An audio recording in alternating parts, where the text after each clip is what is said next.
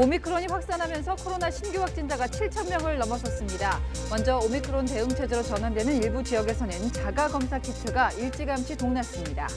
한 번에 3-4개에서 5개씩도 찾아가시고 예전에 비해서 지금 코로나 자가검사 키트를 많이 찾고 계세요. 조혜주 중앙선관위 상임위원이 선관위 직원들의 집단 반발로 사퇴한 데 이어서 국민의힘이 추천한 비상임위원 후보자도 자진 사퇴하기로 했습니다. 60년 선관위 역사상 초유의 집단 반발 사태, 아는 기자에서 집중 분석하겠습니다. 경기도 포천 베어스타운 스키장에서 리프트가 역주행했습니다. 승객들이 땅바닥으로 뛰어내리는 등 큰 소동이 벌어졌습니다. 직접 뛰어내리거나 구조된 승객이 100명이나 됩니다. 문재인 대통령이 보낸 설 선물 상자를 주한 일본 대사관이 반송한 사실이 알려져 논란입니다. 일본 대사관은 상자에 있는 그림이 자신들의 영토인 독도라는 억지 주장을 폈습니다.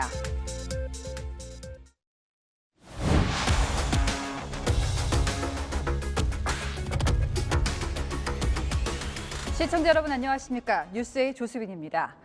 코로나 신규 확진자가 하루 7,000명을 넘겼습니다. 국내 첫 오미크론 확진자가 나오고 불과 50여일 만입니다.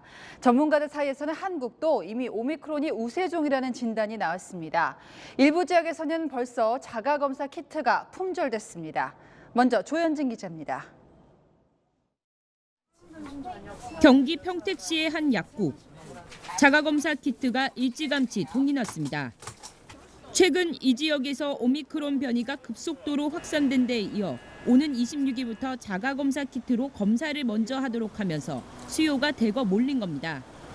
한 번에 3-4개에서 5개씩도 찾아가시고 예전에 비해서 지금 코로나 자가검사 키트를 많이 찾고 계세요.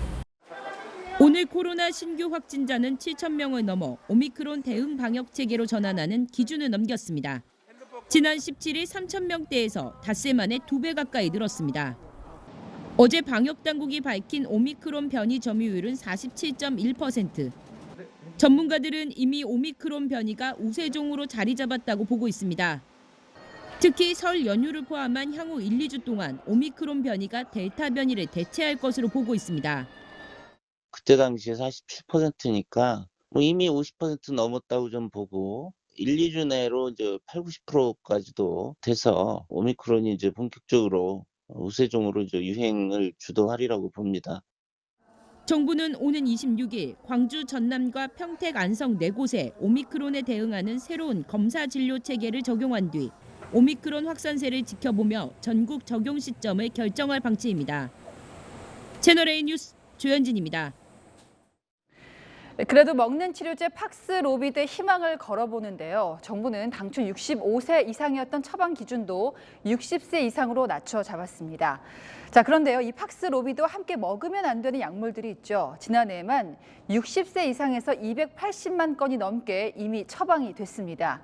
이게 무슨 의미일까요? 백수구 기자가 단독 보도합니다. 닷새간 팍스로비드를 복용한 뒤 상태가 오전된 74살 최모 씨는 복용 전 평소에 먹던 고지혈증 약을 중단해야 했습니다. 원장이 약을 뭐 먹냐고 그러더라고요. 그 고지혈증 약이 있느냐고 그러더라고. 그 약 있다고 그랬더니 그걸 빼고 먹으라고 그래요. 지난 14일부터 20일까지 팍스로비드를 처방받은 확진자는 총 109명. 하루 환자 1,000명에게 처방하겠다는 계획에 못 미치는 겁니다. 당초 투약 연령을 65세 이상과 면역 저하자로 제한한 반면 같이 먹으면 안 되는 약물 범위가 넓기 때문입니다. 병용이 안 되는 약물 28가지엔 고지혈증, 전립선약 등 고령층이 먹는 약성분들이 대거 포함돼 있습니다. 지난해 이들 약물들이 처방된 584만 건 가운데 절반에 가까운 281만 건이 60세 이상에게 처방됐습니다. 복용을 중단해도 팍스로비드 처방이 안 되는 6가지 약물을 처방받은 경우도 21만 건이 넘었습니다.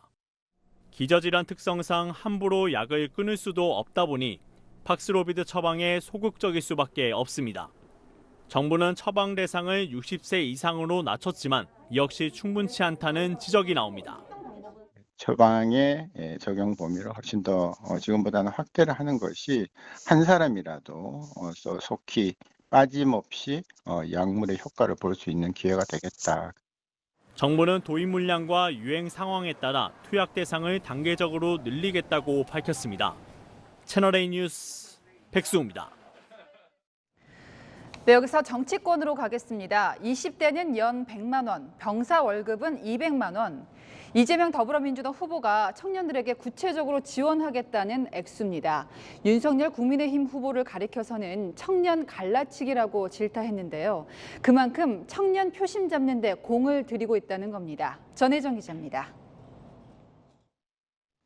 이재명 더불어민주당 대선 후보는 오늘 하루 2030 세대에만 집중했습니다. 내년부터 만 19세부터 29세 청년에게 연간 100만 원씩 청년 기본소득을 지급하겠다고 밝혔습니다. 최대 1,000만 원을 은행 금리 수준으로 빌려주는 기본대출, 병사 월급 200만 원 등 청년 맞춤형 공약을 쏟아냈습니다.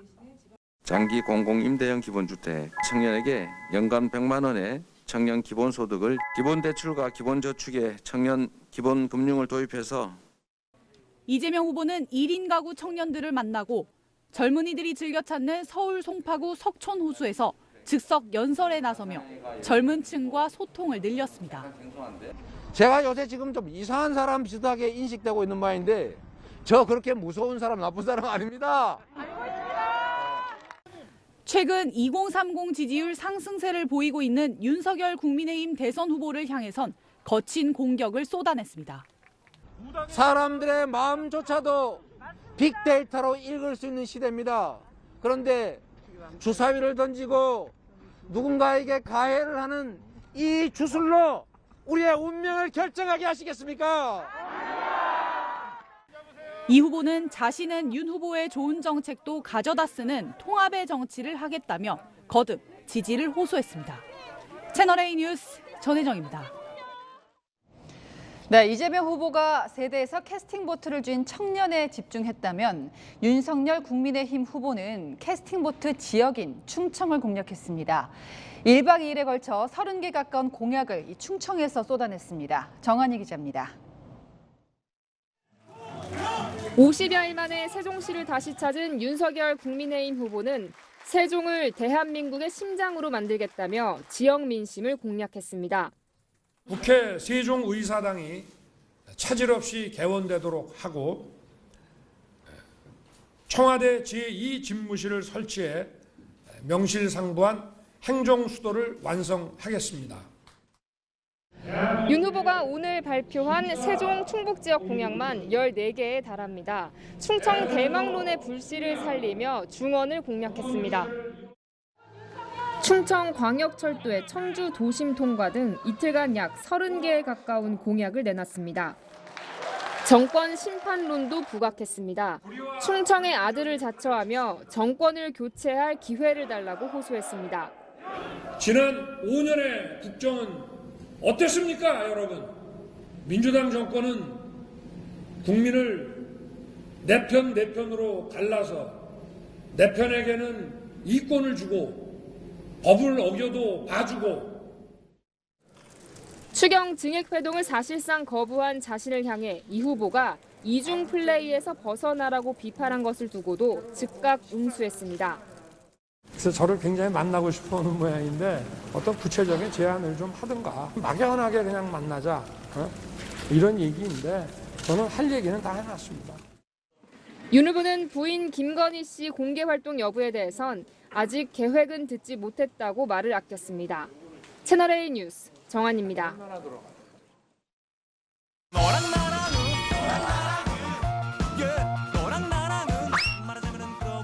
네, 여랑야랑 정치부 이현수 기자와 함께하겠습니다. 첫 번째 주제는요. 무슨 대선인데요. 감옥, 참 무서운 단어입니다. 네, 이재명 후보가 오늘 송파 석촌호수 옆에서 가진 즉석 연설을 먼저 들어보고 이야기 나눠보겠습니다. 네. 이명박 박근혜하고도 맞짱을 떴습니다. 그래도 두렵지 않았습니다. 그런데 지금 두렵습니다. 지금 검찰 있는 죄도 덮고 없는 죄도 만들 수 있다고 믿는 조직들입니다. 이번에는 제가 지면 없는 죄 만들어서 감옥 갈 것 같습니다, 여러분. 네, 이 후보 검찰 공화국이 두렵다. 윤석열 국민의힘 후보를 직격하면서 지지층에 절박한 호소를 보낸 겁니다. 자신은 결백하다는 건데 윤석열 후보가 반응을 보였습니까? 네, 충청을 방문 중인 윤석열 후보에게 바로 물었더니 이렇게 답했습니다. 국민들께서 다 판단하실 거라고 생각합니다. 없는 죄 만들어서 감옥 보내는 정권이 생존할 수 있겠습니까? 자, 근데 작년에 여야 대선 경선 때도 서로 감옥을 보내겠다고 으르렁대지 않았습니까? 네, 지난해 9월에 대장동 개발 특혜 의혹이 불거진 후였죠. 국민의힘 경선 후보였던 윤석열 후보, 내가 대통령이 되면 대장동 같은 일은 없을 것이고 화천대유 주인은 감옥에 갈 것이라고 했습니다. 그리고 지난해 10월 이재명 후보는 아무래도 구속될 사람은 이재명이 아니라 윤 전 총장님 같다고 응수했던 바 있습니다. 국민의힘 다른 경선 후보들도 청와대 아닌 감옥으로 보내겠다 이런 발언들을 쏟아냈었죠. 이번 대선이 석양의 무법자 대선처럼 보인다. 참혹한 대선이 되고 걱정이 앞서는 대선입니다. 아마 두 사람 중에 한 사람은 선거에 지면 감옥에 가야 할 겁니다. 상대방의 도덕성 문제를 부각하거나 혹은 지지층을 겨냥하기 위한 의도지만 정치권이 자극적인 언어로 비호감 대선을 부추긴다는 지적도 나옵니다. 예, 참 살벌합니다. 다음 주제 보겠습니다. 자, 정치권 살벌한데 뿔까지 났습니다. 최근 그 드라마 낙마 촬영을 하다가 말이 사망한 사건이 있었는데요. 네, 낙마 장면을 촬영한 후에 사망한 말과 관련해서 동물 학대 논란이 커지고 있는데요. 정치권에도 번졌습니다. 윤석열 후보는 SNS에 해외에선 이미 90년대부터 모형 말을 사용했다면서 생명보다 중요한 건 없다고 강조를 했고요. 민주당 선대위도 사람과 동물이 모두 안전한 촬영 현장에 가이드라인이 필요하다 이렇게 말을 했고 동물청을 만들어야 한다는 목소리도 나왔습니다. 정의당 역시 살아있는 생명을 인간의 이익 수단으로 여겼다면서 비판 목소리를 높였습니다. 사실 사람이 하는 선거지만 이번에는 패심을 잡으려는 여야 후보들의 노력도 대단한데요. 네, 1,500만 반려인의 표심이 달려있기 때문인데요. 민주당은 선대위 산하에 동물복지위원회를 두고 각종 공약을 내놓고 있고요. 강아지에게 임명장을 주기도 했습니다. 어제는 길고양이를 담은 감성적인 영상으로 동물복지를 강조했습니다. 배고픔은 참아볼게요. 때리거나 쫓아내지만 말아주세요. 길 위의 작은 생명들과 공존을 위해 더불어민주당이 더 노력할게요. 네, 누구 목소리인가 했는데 김혜경 씨였군요. 네, 윤석열 후보 같은 경우는 직접 실천형이잖아요. 반려견 4마리, 반려묘. 고양이 3마리를 키운다고요. 네, 윤 후보는 대선 전에 나설 때부터 좀 동물 친화적인 모습을 많이 보여줬고 관련 공약도 최근에 내놨습니다. 진료비 부담을 대폭 낮추겠습니다. 반려동물 진료 표준 수가제를 도입하고 또 치료비 일정 부분을 소득공제에 포함시켜 병원비 부담을 덜어드리겠습니다. 패심을 파고든 여야 후보들의 경쟁이 선의의 정책 대결로 이어지길 기대하겠습니다. 네, 지금까지 여랑야랑이었습니다. 네, 문재인 대통령 부부가 보낸 새해 선물을 일본 대사관이 돌려보냈습니다. 선물 상자에 그려진 섬을 트집 잡았습니다. 강은하 기자입니다. 청와대가 문재인 대통령과 김정숙 여사 이름으로 각국 대사를 포함해 사회 각계각층 15,000여 명에게 보낸 설 선물입니다. 포장지를 뜯으면 봉황무늬 표장과 함께 섬을 배경으로 한 일출 장면이 그려진 상자가 나옵니다. 상자엔 전통주와 매실액, 오미자청 등 각 지역 특산물이 들어있습니다. 그런데 주한 일본 대사가 이 선물을 거부하고 반송했습니다. 이유는 선물 상자 속 그림 때문. 이 섬이 독도를 연상시킨다며 억지 주장을 편 겁니다. 일본 매체들은 아이보시 고이치 대사가 독도는 일본 고유의 영토라며 강력히 항의했다고 전했습니다. 일본은 최근까지도 독도가 일본 영토라고 우겨왔습니다. 竹島が歴史的事実に照らしてもかつですね国際法上も明らかに日本の固有の領土であるということに鑑みますと 이에 우리 외교부는 일본 정부는 명백히 우리 고유 영토인 독도에 대한 부질없는 주장과 시도를 즉각 중단하라며 영유권 주장 철회를 촉구한 바 있습니다. 청와대 고위 관계자는 이번 설 선물과 관련해 특별한 입장 표명은 없다며 반송된 물품이 청와대로 다시 오진 않는다고 밝혔습니다. 채널A 뉴스 강은하입니다.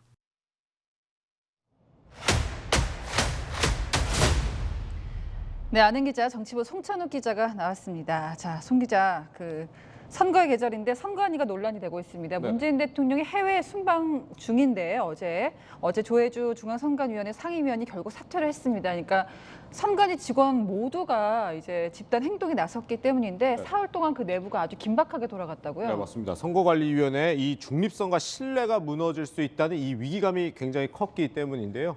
이 논란이 된 중앙선관위 상임위원은 장관급으로 중앙선관위원장 다음으로 선거관리의 핵심 권한을 갖는 자리입니다. 네. 이 조혜주 상임위원은 당초 오는 24일 3년 임기가 끝났는데 올 초 사직서를 냈습니다. 하지만 최근 문재인 대통령이 이를 반려하고 연임시킬 것이라는 소식이 알려지자 선관위 직원들이 전례 없는 일이라며 즉각 반발했습니다. 네. 이 지난 19일에 중앙선관위 간부에서 직원까지 의견 수렴이 시작됐고요. 그제 17개 시도 선관위 사무처장과 상임위원 등까지 연임 반대 의사를 피력했습니다. 어제는 중앙선관위 직원 350여 명 전원 명의로 사퇴 촉구 의견서까지 내면서 조혜주 상임위원은 결국 사표를 냈고 순방 중인 문재인 대통령이 이를 수용했습니다. 이 중앙선관위 직원들의 의견서엔 양대 선거 과정과 결과에 대한 외부의 비난과 불복은 지속될 것이라는 내용이 담겼습니다. 공무원 조직에서 이 정도로 어지간해서는 집단 반발이 일어나지 않는데 제가 찾아보니까 선관위 60년 역사상 처음입니다. 초유의 사태인데 왜 일어난 겁니까? 네, 이 발단은요. 이 조혜주 선관위 상임위원 임명 당시로 좀 거슬러 올라가 봐야 됩니다. 이 조혜주 선관위원은 지난 대선 당시 문재인 후보 선대위의 공명선거 특보로 이름을 올렸습니다. 이 조 상임위원은 인사청문회 당시에는 특보로 임명된 적이 없다고 해명을 했지만 이 임기 내내 정치적 중립 논란이 이어졌습니다. 이 야당의 꾸준한 편향성 시비도 이 선관위를 향해서 이어졌었죠. 선관위는 지난해 4월 서울시장 보궐선거 때 TBS의 일합시다 캠페인은 문제가 없지만 내로남불이라는 문구는 안 된다고 했고요. 국민의힘의 대장동 특검 척구 현수막에서 이라는 글자를 부각하는 건 선거법에 저촉된다는 입장을 내놓기도 했습니다. 이 선관위 직원들은 이 편향됐다는 외부 시선을 받는 상황에서 이 연임까지 수용하게 된다면 신뢰성에 큰 타격을 줄 수밖에 없다고 판단한 겁니다. 자, 그렇다면 청와대로 돌려보면은 사표를 반려를 했잖아요. 반려하면서까지 연임을 고집한 이유가 뭐였을까요? 네, 그래서 저희가 청와대에 좀 물어봤더니 이 대선이 50일도 남지 않은 시점에 이 인사청문회를 거쳐야 되기 때문에 이 인사청문회를 거쳐서 새로운 선관위원을 선출하기 어려워서 오히려 이 선관위를 안정적으로 운영하기 위해서라고 설명을 했습니다.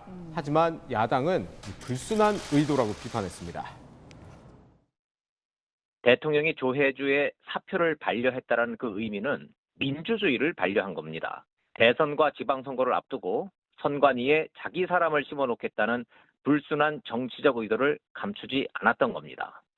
그럼 이거 어떻게 된 건가요? 문성부 선관위원 후보자 있지 않습니까? 야당에서 추천한 인사인데 이분도 잦은 사퇴를 했더라고요. 네, 오늘 새벽에 사퇴의 뜻을 밝혔는데 사실 야당도 이 선관위의 중립성 논란에서 자유롭지만은 않았거든요. 이 문상부 후보자가 이 최근까지도 국민의힘 당적을 가지고 있었기 때문에 이 국회 인사청문회를 마친 뒤에도 여당 반대로 임명이 안 되고 있었습니다. 이 문 후보자에게 오늘 아침에 사퇴 이유를 물어봤습니다. 그랬더니 선관위 직원들이 조혜주 사태를 풀어준 만큼 국민의 신뢰성을 잃은 선관위를 바로 잡으려는 목적이 해결됐다 이렇게 설명을 했습니다. 자, 이제 2명 자리가 비어 있습니다. 네네. 대선이 얼마 안 남았는데요. 선거 관리가 되겠습니까? 네, 일단 중앙선거관리위원회 구성, 선관위원 구성이 어떻게 되는지 좀 살펴보면 이게 모두 9명인데요. 보시는 것처럼 지금 저렇게 구성이 돼 있는데 현재 야당이 추천한 선관위원 이 문상부 후보자가 사퇴를 했기 때문에 단 1명도 없는 상태입니다. 조혜주 상임위원 후임이 이제 관건이 될 건데 선관위원장은 이 대법관이 지금 겸임을 하고 있기 때문에 이 상임위원 자리 굉장히 중요합니다. 이 선관위에 상주하는 상임위원이 사실상 선관위에 실질적인 영향력을 가지고 있다는 게 이 선관위 관계자들의 설명인데요. 그래서 지금 이 상황에 대해서 김기현 국민의힘 원내대표와도 한번 통화를 해봤는데 청와대가 대통령목 위원 중에서 상임위원을 임명하려는 움직임이 있는데 이건 절대 용납할 수 없다 이렇게 강조를 했습니다. 결국 후임 상임위원이 누가 되느냐 혹은 그냥 비워두는 게 맞느냐 등을 놓고 논란은 이어질 수도 있는데 이 문재인 대통령이 순방에서 돌아왔기 때문에 관련 메시지를 낼지도 관심입니다. 네, 아는 기자였습니다. 네, 스키장 리프트가 역주행하면서 아수라장이 된 현장입니다. 오늘 상황인데요. 100명이 탈출도 못하고 그대로 허공에 매달렸습니다. 조금 전에야 구조가 됐답니다. 일부는 직접 뛰어내리고 일부는 간신히 구조되고 공포의 2시간이었습니다. 전민영 기자입니다. 사람들을 태운 스키 리프트가 빠른 속도로 거꾸로 내려옵니다. 멈춰있는 다른 리프트와 큰 소리를 내며 충돌합니다. 리프트가 충돌하기 직전에 바닥으로 뛰어내리는 사람도 보입니다. 리프트 승하차장 주변 눈밭에는 리프트에서 뛰어내린 사람들로 아수라장이 됐습니다. 머리 위로 역주행하는 리프트와 충돌하지 않으려고 다급히 몸을 피하는 모습도 보입니다. 경기 포천시 스키장에서 리프트 역주행 사고가 난 건 오늘 오후 3시쯤. 스키장 정상 방향으로 올라가야 할 상급자 리프트가 갑자기 반대 방향으로 움직이기 시작한 겁니다. 소리 들려가지고 가봤는데 계속 쾅쾅 그리고 타고 올라갔던 사람들은 다시 역주행하면서 내려오면서 뛰어내리고 그랬어요. 리프트에서 탈출하는 과정에서 7살 어린이가 하반신을 다쳐 병원으로 옮겨지기도 했습니다. 리프트 바닥이 눈처럼 보이는데 거기가 다 그냥 두꺼운 얼음이거든요. 그래서 뛰어내려도 많이 다쳤을 거고요. 못 뛰어내리면 다음 리프트가 뒤로 치기 때문에 거기 사이에 낀 사람도 많았거든요. 역주행 발생을 확인한 스키장 측이 리프트 운행을 강제 중지시키면서 리프트를 타고 있던 이용객 100여 명이 고립되기도 했습니다. 소방당국은 헬기 등을 투입해 2시간여 만에 고립됐던 이용객 전원을 구조했고 응급의료소를 설치해 핫팩과 담요 등을 나눠줬습니다. 스키장 측이 기계 결함 때문인 것 같다고 밝혔지만 정확한 사고 원인은 조사 중입니다. 이 스키장에선 지난 2006년에도 운행 도중 리프트 2대가 추락해 7명이 다치는 사고가 났습니다. 채널A 뉴스 전민영입니다. 프로농구 천기범 선수가 결국 한 시즌 통째로 출전을 정지당했습니다. 음주운전했을 뿐 아니라 운전자를 바꿔 치료했다는 의혹 때문인데 한두 잔 마신 정도가 아닙니다. 소주 6병을 지인과 마셨다, 이런 목격담도 나왔습니다. 김은지 기자가 사건 현장에 다시 가봤습니다. 음식점에서 나온 남녀가 주차된 승용차 쪽으로 걸어갑니다.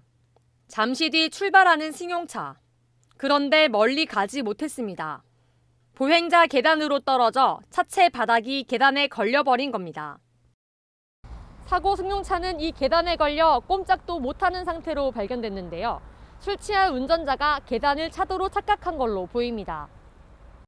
승용차 운전자는 삼성 썬더스 소속 프로농구 선수 천기범 씨. 운전대를 잡기 전 음식점에서 술을 마셨습니다. 천 씨와 일행인 여성이 소주 6병을 나눠 마신 걸 봤다는 사람도 있습니다. 차량이 떨어진 계단은 음식점에서 불과 70m 떨어져 있습니다.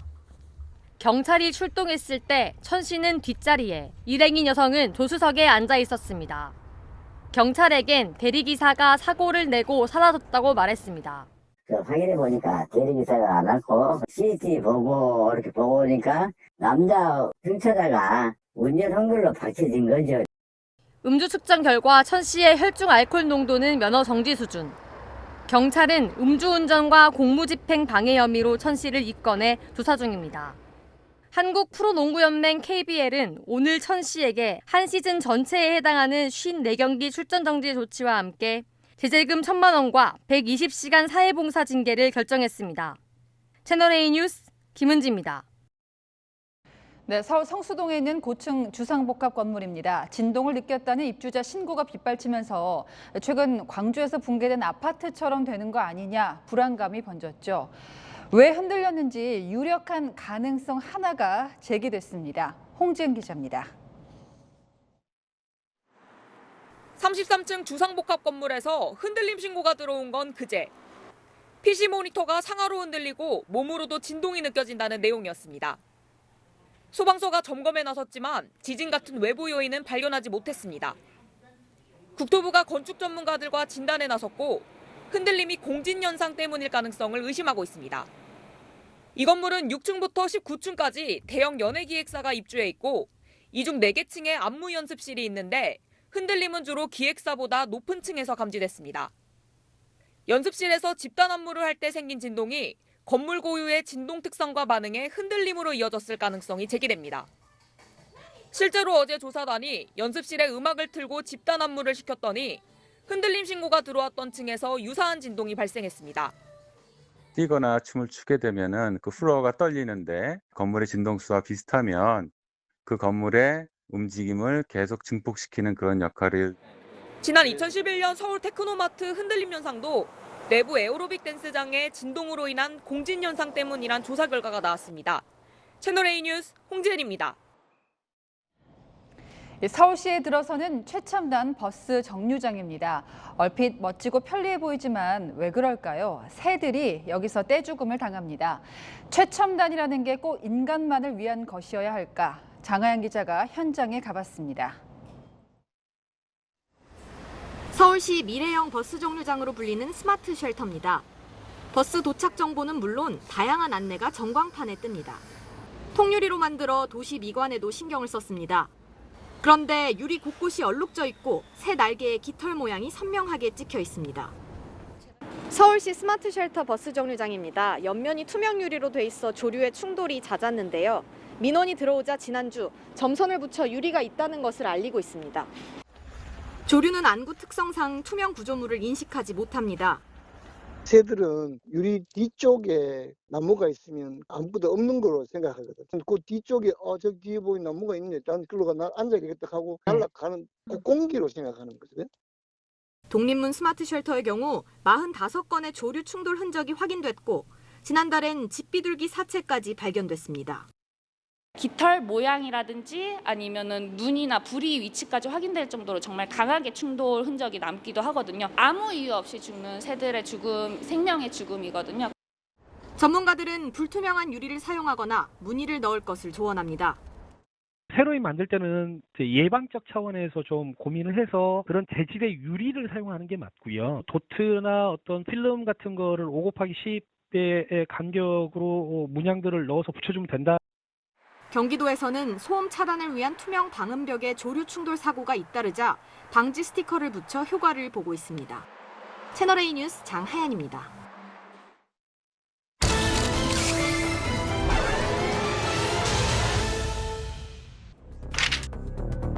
서울 주택가 도로 한가운데 젊은 남성이 의식을 잃은 채 쓰러졌습니다. 인근 빌라 7층 부동산 분양사무소에서 일했다는 이 남성. 처음엔 경찰도 단순 사고 혹은 극단적 선택인 줄 알았습니다. 하지만 남성의 머리는 삭발 상태였고 온몸엔 멍자국이 남아있었습니다. 서서히 드러나는 사건의 진실.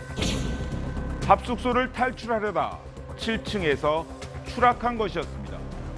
그는 왜 목숨을 걸고까지 뛰어내려야만 했던 걸까요?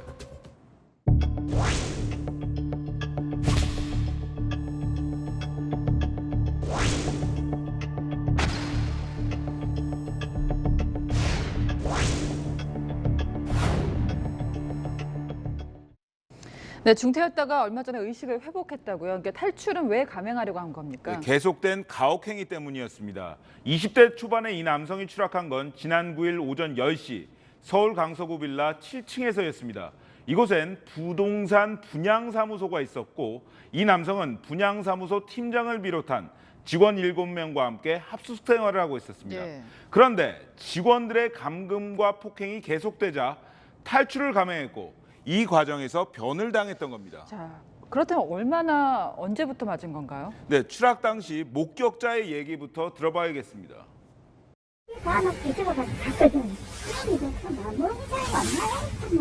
그래 지고 말고 얘는 맞은 애야.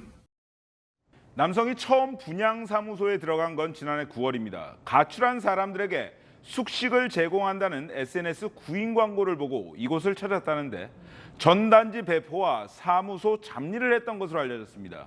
그런데 2주 만에 일이 힘들다며 도망을 나왔다가 지난 4일 직원들에게 붙잡히면서 폭행이 시작됐습니다. 자, 이 남성은 7층에서 뛰어내렸습니다. 생명을 위협할 정도의 폭행이 있었다는 얘긴데요. 네, 맞습니다.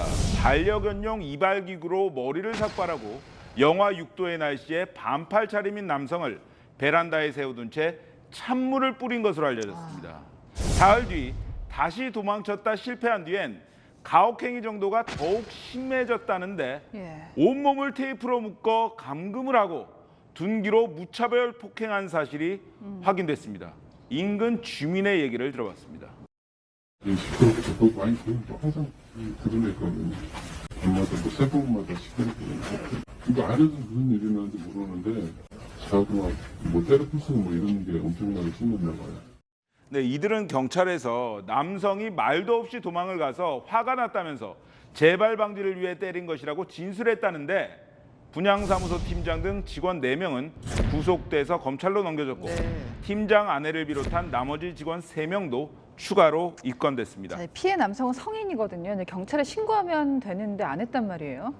남성은 10대 후반에 가출을 했고 분양사무소에 들어가기 얼마 전엔 절도 혐의로 지명수배가 내려진 상태였습니다. 그러니까 이들은 가혹행위를 해도 남성이 쉽사리 신고하지 못할 것이라는 점을 악용했다는 겁니다. 경찰의 압수수색 과정에서 범행에 사용된 테이프와 목검, 고무호수 등이 발견됐는데 특히나 이들에게 남성이 어떤 존재인지를 보여주는 메모가 발견됐습니다. 지금 말씀하신 메모에는 어떤 내용이 남겨져 있었습니까? 네, 남성의 이름이 적혀진 이 메모엔 1월 4일 검거라는 문구가 있었습니다. 자신들이 잡아온 날을 표시해둔 건데 그리고는 잡일과 함께 인간 노예화를 시키겠다는 내용을 적어놨습니다. 경찰은 이 메모가 남성이 처음 도망갔다가 붙잡힌 지난 4일 작성된 것으로 보고 있는데 최근 의식을 회복한 뒤 진행된 경찰 조사에서 남성은 1월 4일 직원들에게 붙잡혀온 날부터 추락사고 직전까지 다시 도망가면 가만두지 않겠다는 협박을 수도 없이 당했다고 진술한 것으로 알려졌습니다. 현재까지 밝혀진 피해자는 이 남성 한 명뿐입니다만 경찰은 이들의 잔인한 수법으로 미뤄봤을 때 갈 곳 없는 사람들을 상대로 추가 범행이 있었을 가능성도 있다고 보고 휴대전화 포렌식 등을 진행하고 있습니다. 사람을 노예로 만들겠다는 생각까지 하니까 요즘에 정말 잔인한 범죄가 많아지는 것 같습니다. 사건을 보도였습니다. 네, 자고 나면 올라, 거리 따라 올라, 눈 온다고 올라, 배달료 얘기입니다. 외식 물가가 덩달아 뛰는데 정부도 뾰족한 수가 없습니다. 박정석 기자입니다. 예전에 막 1,000원, 2,000원 하던 것보다 좀 더 비싸진 느낌? 그런 것 같아요. 3,000원 넘어가면 그때부터 좀 망설여지더라고요. 일주일에 2번 이상은 시켜 먹어요. 눈 오거나 비가 오면은 더 배달료가 비싸져요. 연휴나 날씨, 거리 따라 배달료도 그때그때 고무줄처럼 늘어납니다. 비가 올 때는 우천할증, 눈 오면은 눈 온다고 할증이 붙어서 배달료가 많이 지출이 되고요.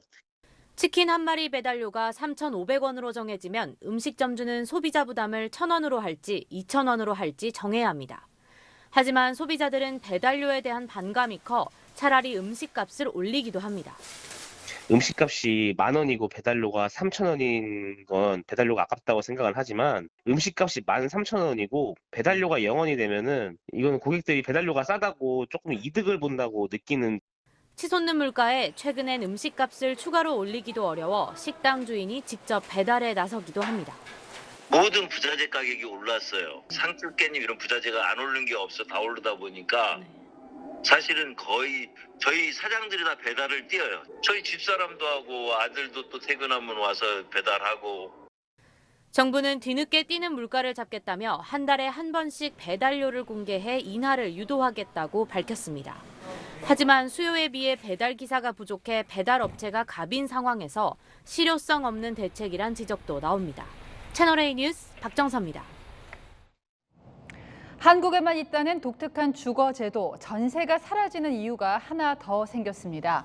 대출금리가 오르면서 은행에서 전세보증금 빌리는 것보다 집주인한테 월세 주는 게 더 싸다고 합니다.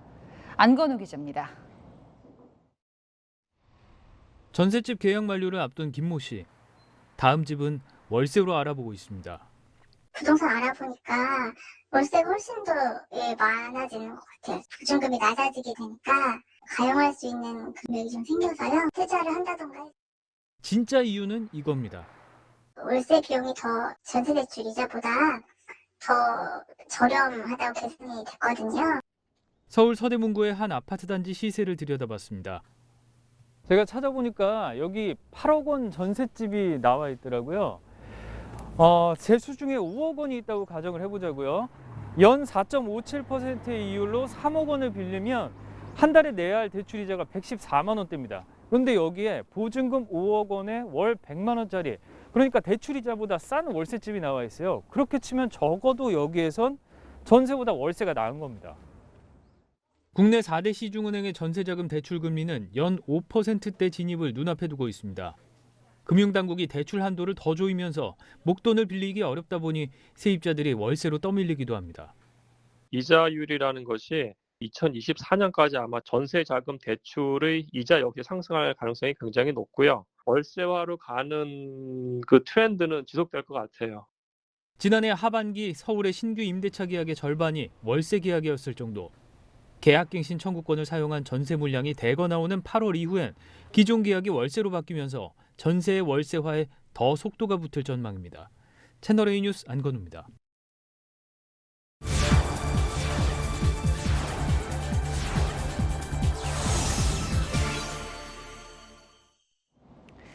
동계올림픽을 2주 앞두고 베이징에는 공산당식 통제가 더 공고화되고 있습니다. QR코드와 폐쇄 조치로 쌓아 올리는 봉쇄의 만리장성이 답답할 만도 한데 저희가 만난 중국인들은 이미 익숙해진 모습이었습니다. 세계를 가다 사공성근 특파원입니다. 베이징 최대 라마불교 사원인 옹화궁입니다. 웅장하고 예술적인 건축물을 보기 위해 하루 수천 명이 몰렸던 관광지는 이제 문이 굳게 닫혔습니다. 관광객의 건강과 안전을 위한 조치라고 안내문이 걸려 있습니다. 다른 관광 명소도 찾았지만 발길을 돌려야 했습니다.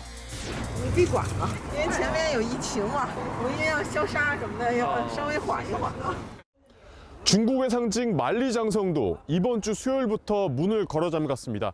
패럴림픽이 끝나는 3월 13일까지 일반인들의 출입이 금지됐습니다.